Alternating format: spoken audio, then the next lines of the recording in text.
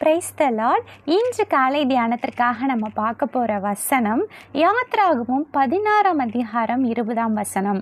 மோசேயின் சொல் கேளாமல் சிலர் அதில் விடியற்காலம் மட்டும் கொஞ்சம் மீதியாய் வைத்தார்கள். அது பூச்சி பிடித்து நாற்றம் எடுத்தது. அவர்கள் மேல் மோசே கோபம் கொண்டான். இந்த வசனம் நம்ம எல்லாருக்கும் தெரியும்.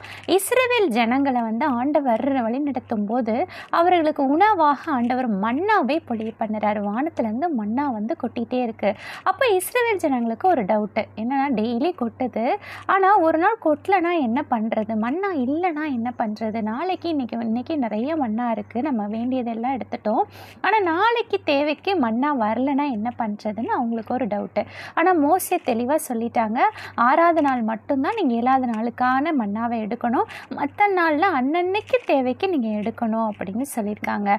ஆனால் அவங்களுக்கு ஒரு டவுட், நாளைய தினத்தை குறித்து அவங்களுக்கு ஒரு கவலை. அதனால என்ன பண்ணுறாங்கன்னா, நாளைக்கும் தேவையான மன்னாவே எடுக்கிறாங்க.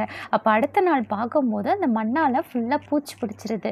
அதை பார்க்கும்போது மோசேக்கு ரொம்ப கோவம் வருது, ஆண்டவருக்கும் ரொம்ப கோவம் வருது.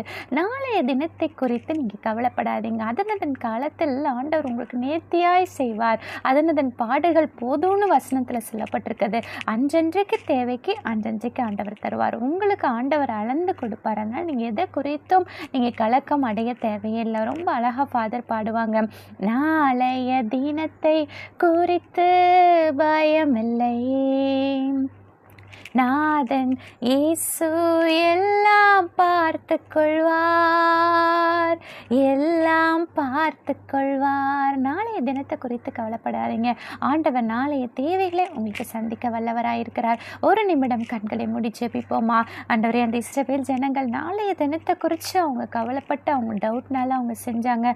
நாங்களும் ஒருபோது நாளைய தினத்தை குறித்து கவலைப்படாதபடி அப்பா நீர் எங்களுக்கு எல்லாவற்றையும் செய்து பிடிப்பீர் என்ற நம்பிக்கையின் தைரியத்தை எங்களுக்கு தாங்க. இயேசு கிறிஸ்துவின் நாமத்தில் ஜெபிக்கிறோம் நல்ல பிதாவே, ஆமென். Have a nice day. Thank you.